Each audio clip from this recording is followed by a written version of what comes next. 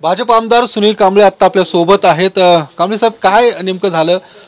जे काही दृश्यांमध्ये दिसतं, तुम्ही मारहाण केल्याचं दिसतंय, एकाच्या कानशिलात लावल्याचं दिसतंय, काय नेमकं काय कारण होतं अशा पद्धतीचं मारहाण करण्याचं?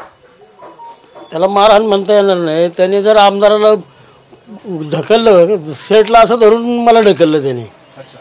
कोण होता ते कळलं नाही मला। तुम्ही ते एक सांगताय, दोन प्रकार झाले तिथं। हो, बरोबर।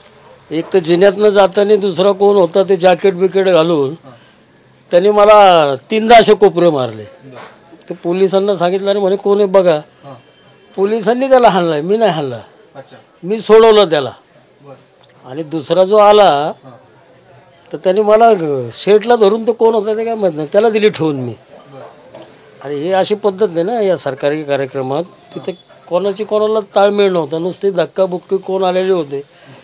प्रोटोकॉल आहे की नाही, कोण आमदार कसे आहेत, आमदारांना धक्काबुक्की हा, आणि तो काय जाणून बुजून झालेला नाही।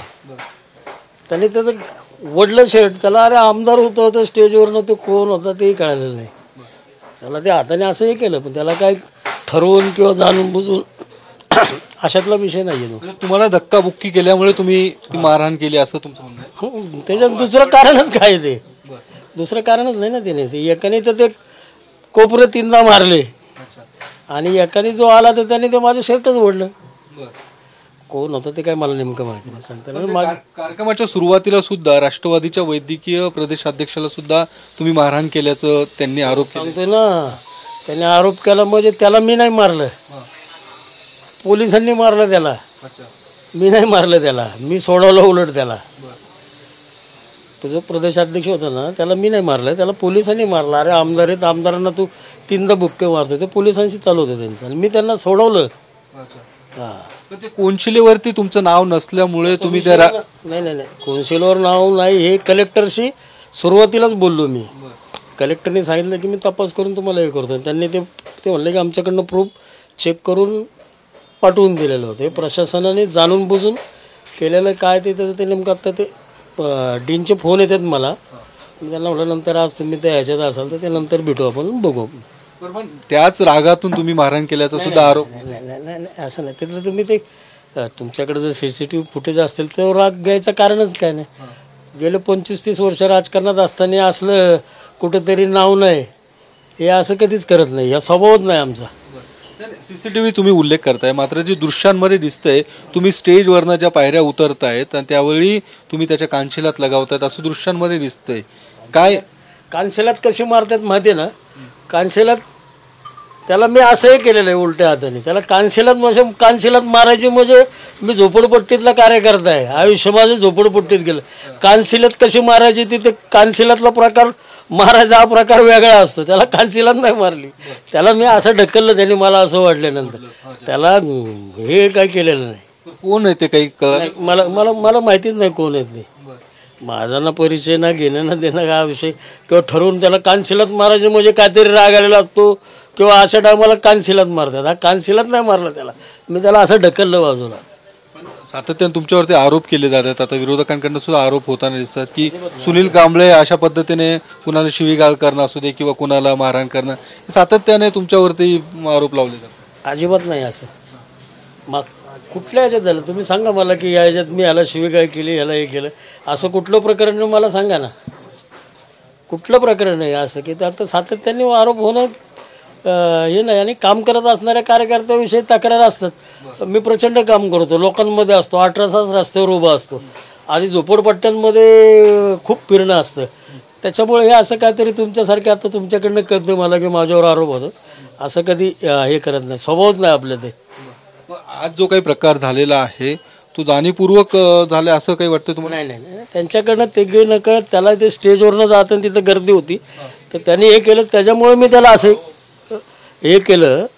ते तुम्ही म्हणता कानशिलात कशी मारतात, तर धरून कानशिलात मारायचा प्रकार वेगळा आहे, त्याला तर तुमच्याकडे CCTV फुटेज असेल तर पहा, त्याच्यात जाणून बुजून नाही आहे किंवा याच्यातलं हे नाही आहे का त्याचा विषय, नकळत झालेला विषय आहे। पण मग या सगळ्या संदर्भात तुम्ही काय तक्रार करणार आहात की तुम्हाला धक्काबुक्की केल्यामुळे अशा पद्धतीने झाले, तुम्ही काही पोलिसांशी काही बोललात? नाही नाही नाही, बोलण्याचा तो काय फार एक तक्रार करण्याचा हा विषयच नाही ना तिथं।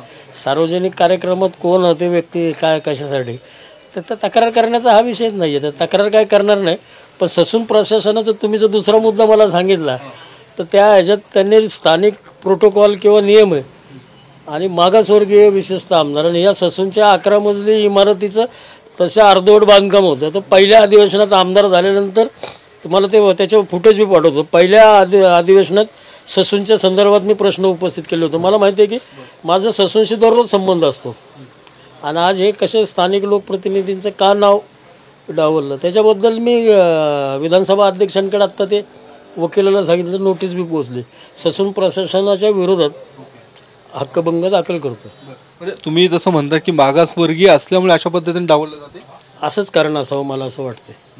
हे सगळं प्रकार घडलाय तो सुद्धा त्यातलं तो हा विषय वेगळा आहे, हा विषय वेगळा आहे. नाव कोणची कौन्सिलीचा हा विषयच नाही. ते मारहाणीचं तिथं मारहाण झालेलीच नाही माझ्याकडून. ज्याच्याकडे ते चुकून त्याने मला ओढलं मी त्याला धक्का मारला ते झालं. मारहाण सातवच्या बाबतीत सुद्धा तेच झालेलं. जे कोणी राष्ट्रवादी मी मारलेलंच नाही. सातवला पोलिसांनीच मारले. सिव्हिल ड्रेसवर ते पोलीस होते त्यांनी मारलं. माझा संबंधच नाही सातवशी. पण त्यांनी मला 3-4 वेळा असे धक्के मारले तर पोलिसांनी बाजूला केलं. त्याला माझा संबंध नाही त्याची. धन्यवाद. तर भाजप आमदार सुनील कांबळे होते.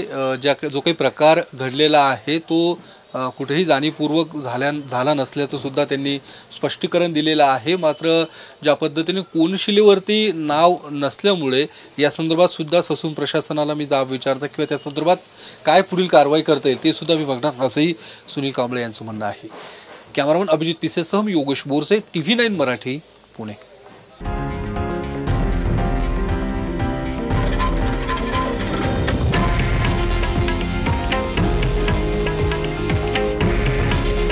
हे आहे देशातील नंबर 1 न्यूज नेटवर्क आणि आपण पाहत आहात TV9 मराठी. काळजी तुमची, हित महाराष्ट्राचं.